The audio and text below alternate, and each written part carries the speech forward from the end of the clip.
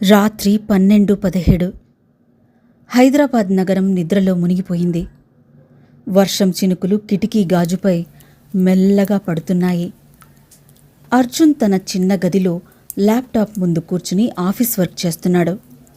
ఉన్నట్టుండి phone ring అయింది. Unknown number. Arjun మొహం ముడుచుకున్నాడు. ఈ టైంలో ఎవరు? కాల్స్ సాధారణంగా అతనికి రావు. ముఖ్యంగా అర్ధరాత్రి అయితే అస్సలు రావు. అతను కాల్ లిఫ్ట్ చేశాడు. హలో. అవతల కొన్ని సెకన్లు నిశ్శబ్దం.